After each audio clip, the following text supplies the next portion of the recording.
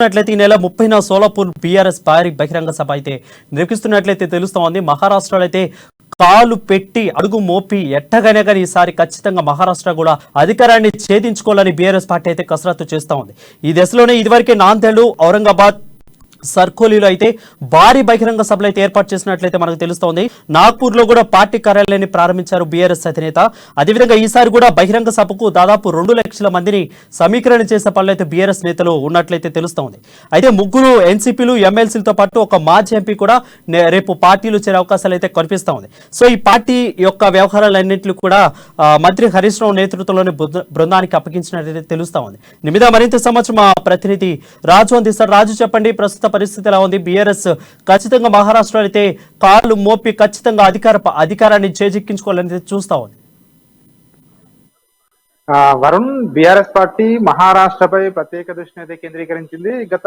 మనం చూసుకున్నట్టయితే ఇదివరకే 3 భారీ బహిరంగ సభలు నిర్వహించడం జరిగింది. అక్కడ 3 భారీ బహిరంగ సభలు ఔరంగాబాద్, నాందేడ్ అండ్ సర్కోలీలో కూడా నిర్వహించడం జరిగింది. మనం రీసెంట్ గా కూడా చూసినట్టయితే సీఎం కేసీఆర్ దాదాపు 600 భారీ కాన్వాయ్ తో కూడా మహారాష్ట్రకు వెళ్ళడం జరిగింది. అక్కడ వివిధ దేవాలయాల సందర్శన కావచ్చు, వివిధ కార్యక్రమాల కోసం కావచ్చు, ఇవన్నీ చూస్తున్నట్టయితే మహారాష్ట్రపై ఒక ప్రత్యేకమైన ఫోకస్ పెట్టడం జరిగింది. ముఖ్యంగా ఏదైతే మన పూర్వపు హైదరాబాద్ జిల్లా, ఏదైతే హైదరాబాద్ రాష్ట్రం ఉందో, ఈ రాష్ట్రం అంటే తెలంగాణ రాష్ట్రానికి బార్డర్ లో ఉన్న జిల్లాలపై మొదటగా దృష్టి పెట్టడం జరిగింది. సో అదే విధంగా ఇప్పుడు తాజాగా కూడా ఈ నెల 30న షోలాపూర్ లో ఒక భారీ బహిరంగ సభను నిర్వహించడానికి ప్లాన్ చేస్తా ఉన్నారు. ఏది ఏమైనా తెలంగాణ మోడల్ మహారాష్ట్రలో కూడా అమలు చేయాలి అనే లక్ష్యంతో మహారాష్ట్రలో అధికారం ఖచ్చితంగా బీఆర్ఎస్ పార్టీని తీసుకురావాలి అని చెప్పి లక్ష్యంతో మహారాష్ట్రలో కూడా పార్టీని అయితే విస్తరిస్తా ఉన్నారు. అక్కడ ఈ నెల అంటే 30న సభ ఉంది కాబట్టి ఈ నెల 20 తారీఖుకి అక్కడికి హరీష్ రావు వెళ్ళనున్నాడు. హరీష్ రావుకి బాధ్యతలను కూడా అప్పగించడం జరిగింది.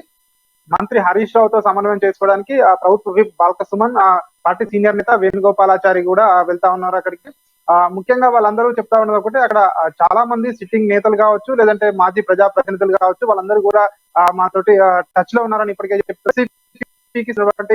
3 నేతలు, సిట్టింగ్ ఎమ్మెల్యేలతో పాటు ఒక ఎమ్మెల్యే, మాజీ ఎంపీ పార్టీలోకి చేరే అవకాశం ఉంది ఈ సభలో అని చెప్తా ఉన్నారు.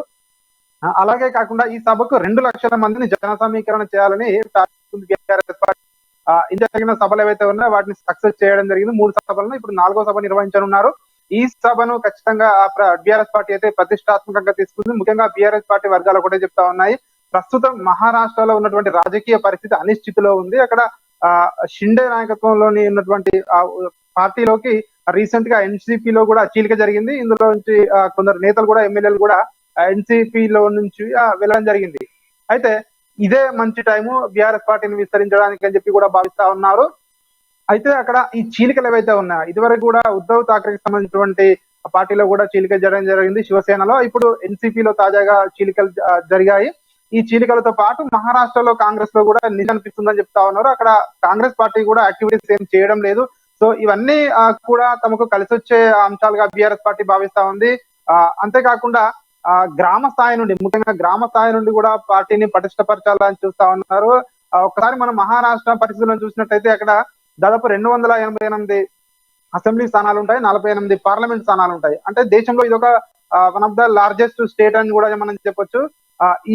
ఇలాంటి రాష్ట్రంలో ముఖ్యంగా బీఆర్ఎస్ పార్టీ కనుక అధికారంలోకి వస్తే దేశంలో మిగిలిన రాష్ట్రాలకు కూడా వెళ్ళడానికి మార్గం సుగమం అవుతుందని చెప్పి కూడా బీఆర్ఎస్ పార్టీ నేతలు కూడా భావిస్తా ఉన్నారు. ముఖ్యంగా సీఎం కేసీఆర్ భావిస్తా ఉన్నారు. దానిలో భాగంగానే ఈ నెల 30న ఈ సభను ఏదైతే ఉందో దీనికి బాధ్యతలను హరీష్ రావుకి అప్పగించడం జరిగింది. ఆయన దాదాపు 10 రోజుల పాటు అక్కడే ఉండే అవకాశం ఉంది. ఈ నెల 20 తారీఖున ఇక్కడ నుండి ఆయన మహారాష్ట్రకు వెళ్తారు. దాదాపు 10 రోజుల పాటు కూడా అక్కడే మకాం వేసి అక్కడ స్థానిక బీఆర్ఎస్ నేతలతో పాటు వివిధ వర్గాలను కూడా ఆయన కలిసే అవకాశం ఉంది. ఇప్పటికే ఎన్సీపీకి సంబంధించిన అసమ్మతి నేతలు ఉన్నారో 3 ఎమ్మెల్యేలు, ఒక మాజీ ఎంపీ, వాళ్ళందరితో ఇప్పటికే బీఆర్ఎస్ పార్టీ సంప్రదింపులు అయితే పూర్తయ్యాయని చెప్పి మనకు తెలుస్తా ఉంది. ఆ సంప్రదింపుల అనంతరమే ఈ సభను కూడా కన్ఫర్మ్ చేసినట్టుగా కూడా చెప్తా ఉంది. అయితే ఈ సభను సోలాపూర్ లో ఏర్పాటు చేస్తా ఉన్నారు. అక్కడ తెలుగు వారు, మన ముఖ్యంగా తెలంగాణకు చెందిన కార్మికులు కావచ్చు, అక్కడ పనులకు వెళ్ళే కావచ్చు, అక్కడికి వలస వెళ్ళిన వారు ఎక్కువగా ఉంటారు. సో అక్కడ తెలుగు ఓటర్ల ప్రభావం కూడా ఎక్కువగానే ఉంటుంది. అందులో భాగంగానే సోలాపూర్ లో ఈ సభను ఏర్పాటు చేస్తా ఉన్నారు. అయితే సోలాపూర్ లో ఎగ్జాక్ట్లీ ఈ సభ ఎక్కడ అని చెప్పి ఇంకా కన్ఫర్మ్ అయితే చేయలేదు. ఎందుకంటే అక్కడ హరీష్ రావు వెళ్ళిన తర్వాతే ఆ సభ ఎక్కడ అని చెప్పి కన్ఫర్మ్ అవుతుందని చెప్తా ఉన్నారు. ఆయన వెళ్ళి అక్కడ స్థలాన్ని పరిశీలిస్తారు. ఈ నెల 20 తారీఖున వెళ్ళి అక్కడ సభను అక్కడ పరిశీలించే అవకాశం ఉంది. ముఖ్యంగా బీఆర్ఎస్ పార్టీ ఒకటే చెప్తా ఉంది, ఖచ్చితంగా మేము అక్కడ మహారాష్ట్రలో అధికారంలోకి వస్తాము. బీఆర్ఎస్ పార్టీ ఏదైతే ఇక్కడ తెలంగాణ రాష్ట్రంలో సంక్షేమ పథకాలు కానీ అభివృద్ధి పథకాలు కానీ ముఖ్యంగా రైతులకు కానీ మేము అందిస్తున్న బెనిఫిట్స్ ఏవైతే ఉన్నాయో మహారాష్ట్రం కూడా వెళ్ళాలి, ముఖ్యంగా దేశవ్యాప్తంగా కూడా వెళ్ళాలి. అందులో భాగంగానే ఒక్కొక్క రాష్ట్రంలో నుంచి కూడా అధికారంలోకి తీసుకొస్తాం ఖచ్చితంగా బీఆర్ఎస్ పార్టీని అని చెప్తా ఉన్నారు. అబ్ కీ బార్ కిసాన్ సర్కార్ అనే నినాదంతో ముందుకు వెళ్తామని కూడా చెప్తా ఉన్నారు. సో దానితో పాటు ఈ ఎవరైతే ముగ్గురు ఎన్సీపీ నేతలతో పాటు మరొక 2-3 ఎమ్మెల్యేలు కూడా టచ్ లో ఉన్నారు. వారి కూడా సంప్రదింపులు త్వరలోనే పూర్తవుతాయని చెప్తా ఉన్నారు. అంటే మహారాష్ట్రలో ఈ నెల 30న సీఎం కేసీఆర్ బహిరంగ సభలో ఒక సంచలనం జరిగే అవకాశం ఉందని చెప్పి కూడా అక్కడ బీఆర్ఎస్ పార్టీ వర్గాలు కానీ ఇక్కడ స్థానిక బీఆర్ఎస్ పార్టీ వర్గాలు కానీ విశ్లేషిస్తా ఉన్నాయి. ఇప్పటికే సంప్రదింపులు పూర్తయ్యాయి అని చెప్తా ఉన్నారు. అండ్ దీనిలో భాగంగా చూసుకున్నట్టయితే మనం నాగ్పూర్ లో కూడా బీఆర్ఎస్ పార్టీ ఒక కార్యాలయాన్ని కూడా ఏర్పాటు చేయడం జరిగింది. అంటే కార్యకలాపాల కోసం హైదరాబాద్ లోనే కాకుండా మహారాష్ట్రలో కూడా ఒక పార్టీ కార్యాలయం చూసుకున్నట్లయితే వచ్చే 4 లేదా 5 నెలలు అంటే ఈ లోపే ముందస్తు ఎన్నికలు కానీ ఒకవేళ జరిగితే తెలంగాణ టిఆర్ఎస్ పార్టీ మీద కొంత ప్రభావం పడింది. అంటే ఓడినా కానీ గెలిచినా కానీ ఆ ప్రభావం అనేది నెక్స్ట్ వచ్చే సంవత్సరం అంటే 2024లో మహారాష్ట్ర అసెంబ్లీ ఎన్నికలు జరుగుతాయి. అంటే ఇక్కడ గెలిచినా ఓడిపోయినా కానీ ఆ ప్రభావం మహారాష్ట్ర మీద పడే అవకాశాలు ఎక్కువగా కనిపిస్తున్నాయా? ఖచ్చితంగా వరుణ్, ఎందుకంటే ఇక్కడ ఈ తెలంగాణలో గెలిచినా ఓడినా ఇవైతే ఖచ్చితంగా మహారాష్ట్రపై ప్రభావం చూపిస్తాయి. ఎందుకంటే మనం దీనికి ఉదాహరించాలంటే రీసెంట్ గా కర్ణాటకలో కాంగ్రెస్ పార్టీ ఘన విజయం సాధించింది. అక్కడ ఘన విజయం సాధించేందుకు అంతకు ముందు పరిస్థితుల్లో రాష్ట్రంలో ఒకసారి మనం చూసినట్టయితే పార్టీ కూడా తెలంగాణలో నిస్తేజంగా ఉంది. అప్పుడు బీఆర్ఎస్ వర్సెస్ బీజేపీగా ఉంది. సో పక్క రాష్ట్రంలో ఎప్పుడైతే అక్కడ అధికారంలోకి రాగానే ఇక్కడ ఉన్న పార్టీ శ్రేణుల్లో గానీ నాయకుల్లో గానీ ఏదైతే ఉత్సాహం వచ్చింది, నెక్స్ట్ ఇక్కడ కూడా ఖచ్చితంగా అధికారంలోకి రాబోతున్నామనే ఒక పాజిటివ్ సంకేతాలు ఏవైతే వచ్చాయో, సో ఇప్పుడు సేమ్ కూడా ఇక్కడ కూడా బీఆర్ఎస్ పార్టీ రాష్ట్రంలో ఒకవేళ మహారాష్ట్ర కంటే ఖచ్చితంగా ఇక్కడ మహారాష్ట్రలో 2024లో ఎలక్షన్లు ఉన్నాయి. ఇక్కడ 2023 లోపలే ఖచ్చితంగా ఇక్కడ ఎలక్షన్స్ అయిపోతాయి. దీని ప్రభావం ఖచ్చితంగా మహారాష్ట్ర ఎన్నికలపై ఉంటుంది. కానీ బీఆర్ఎస్ వర్గాలు ఏం చెప్తున్నాయంటే ఖచ్చితంగా ఈసారి ఎన్నికల్లో మేమే గెలుస్తాము, 3వసారి గెలిచి హ్యాట్రిక్ కొడతాము. ఎందుకంటే మాది రైతు సంక్షేమ ప్రభుత్వం, ప్రజా సంక్షేమ ప్రభుత్వం. అది ఇంతకు ముందు చూసుకున్నట్టయితే 50 నుంచి 60 సంవత్సరాల పాటు వివిధ పార్టీలు పరిపాలించాయి. సో ఏ పార్టీకి సాధ్యం కాని పనులను కూడా మనం అమలు చేసుకున్నామని చెప్పి బీఆర్ఎస్ పార్టీలో సీఎం ముఖ్యంగా సీఎం ఏదైతే రాజు చూసుకున్నట్లయితే శివసేన అదేవిధంగా ఎన్సీపీ ఈ ఇద్దరు పార్టీల చీలిక వల్లే టిఆర్ఎస్ అంటే బీఆర్ఎస్ కి కొంత తమకు కలిసి వస్తుంది, తమకు కొంత బలం చేకూరుతుంది అనే వార్తలు అయితే వినిపిస్తుంది. దీంట్లో ఎంతవరకు నిజం ఉంది? ఖచ్చితంగా వరుణ్, మహారాష్ట్ర రాజకీయాలు అయితే ఒక సంక్షోభం నెలకొని ఉందని చెప్పవచ్చు. ఎందుకంటే మొదటగా చీలింది ఎన్సీపీని చీల్చడం జరిగింది. అక్కడ బీజేపీ చీల్చిందని చెప్పి చాలా విమర్శలు అయితే వచ్చాయి. కానీ బీజేపీ మాకు సంబంధం లేదని ఇదివరకే క్లారిటీ ఇచ్చింది. బట్ అది బీజేపీ చేసిందని చెప్పి కూడా చాలా మంది అంటా ఉంటారు.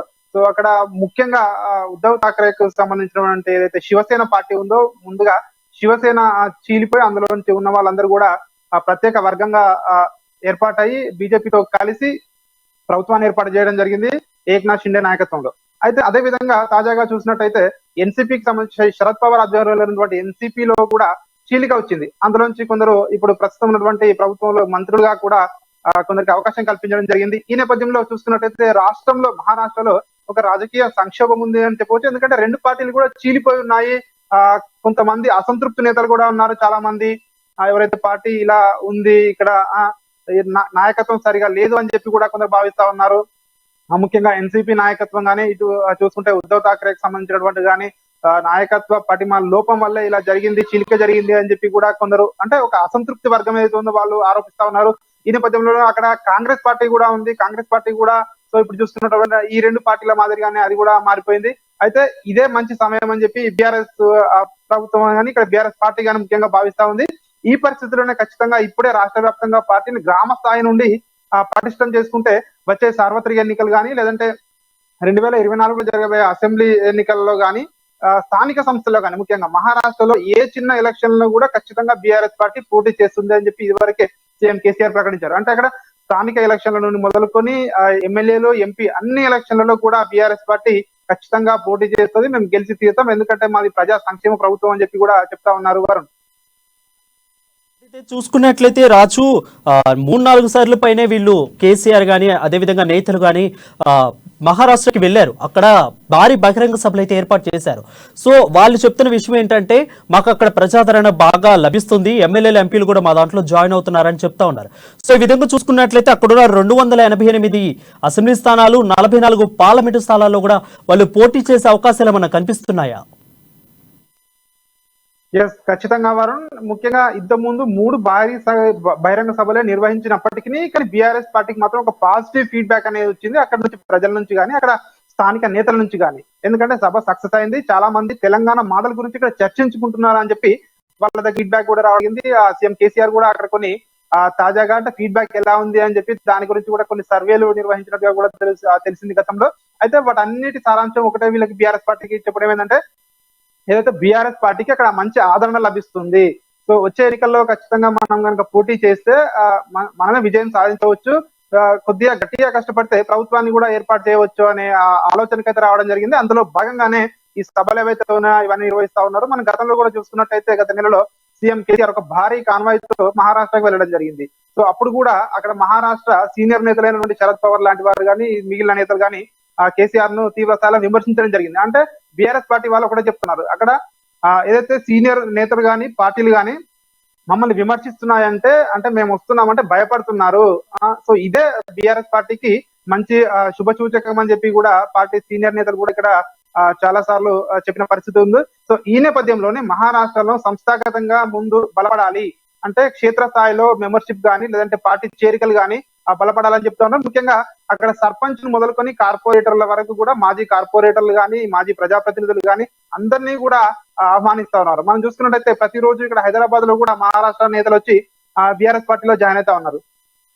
నిన్న కూడా సీఎం కేసీఆర్ సమక్షంలో మహారాష్ట్ర నేతలు జాయిన్ అయిన పరిస్థితి ఉంది. అంటే సంస్థాగతంగా మేము పార్టీ నిర్మాణం చేసుకుంటున్నాము, వచ్చే ఏ ఎన్నికలను కూడా వదిలిపెట్టాం, అన్ని ఎన్నికల్లో గెలుస్తామని చెప్తా ఉన్నారు. కానీ ఓన్లీ మహారాష్ట్ర పైనే ఫోకస్ చేసిందనే కొన్ని విమర్శలు కూడా వస్తున్నాయి వరుణ్. ఎందుకంటే పక్క రాష్ట్రమైన ఆంధ్రప్రదేశ్ కానీ ఇటు చూసుకుంటే ఒరిస్సా కానీ ఇటు కర్ణాటక కానీ ఈ పక్క రాష్ట్రాలపై ఎక్కడ కూడా ఫోకస్ చేయని బీఆర్ఎస్ పార్టీ ఓన్లీ మహారాష్ట్ర పైన ఎందుకు ఫోకస్ చేస్తున్నారు అంటే వేరే దగ్గర బీఆర్ఎస్ పార్టీకి ఆదరణ రాదా అని కొన్ని విమర్శలు వస్తున్నప్పటికీ బీఆర్ఎస్ పార్టీ అవన్నిటినీ కూడా పట్టించుకోకుండా తన పని తాను చేసుకుపోతుంది. కానీ ఈసారి మాత్రం 2 లక్షల మందిని సమీకరించే దిశగా అయితే అడుగులు వేస్తున్నారు. దానికి సంబంధించి ఒక భారీ బహిరంగ సభను నిర్వహించాలి. ఇది ఇంతకు ముందు నిర్వహించిన 3 భారీ బహిరంగ సభల కంటే పెద్దగా ఉంటుందని కూడా చెప్తా ఉన్నారు వారు.